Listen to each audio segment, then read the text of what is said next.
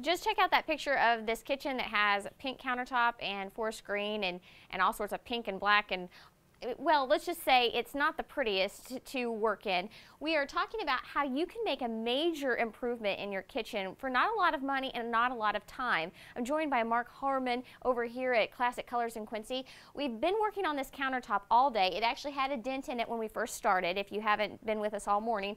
We actually started with a black primer. We've gone over it with some spackling, and now we're adding an additional color, this kind of a bronzy color. Just check this out. This has just got a couple of colors. You want to actually add this to a countertop. Just kind of mess around a little bit here.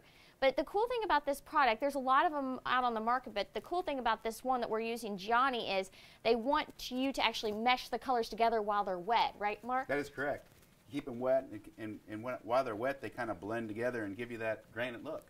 Wonderful. Now, you also mentioned, too, if I make a mistake, check this out. I put a lot of bronze in one spot. I can go back over it with a black sponge and mesh it up and make it look just a little bit better. That's amazing. So, Giani, this is kind of cool. It's a local company, a Midwestern company. Yeah, they're out of St. Louis, and that was one of the reasons I kind of liked dealing with them. They've been very helpful. They help. If I have any questions or any problems, they help me out. So, you know, we talk about countertops. Sometimes they're pretty darn expensive. Oh, How much is a kit like this to cover a kitchen counter? Well, the Giani kit comes just like this, and it is $70.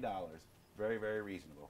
Okay, so it's something that you can do at home over the course of a weekend. How long do we have to have this dry before we can actually use it?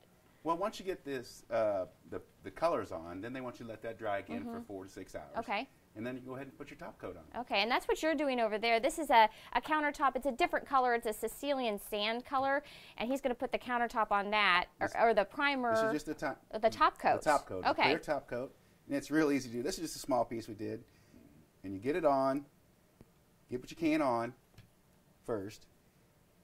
Get the product on, and then they ask that you get it just dried, and then go all the way across the whole length. Oh, okay, very good. So it takes a little while to do this project, but coming up in the next 15 minutes, we're going to show you what a finished product looks like, and we're also going to talk to you a little bit about how you can make that tile in your home take on new life.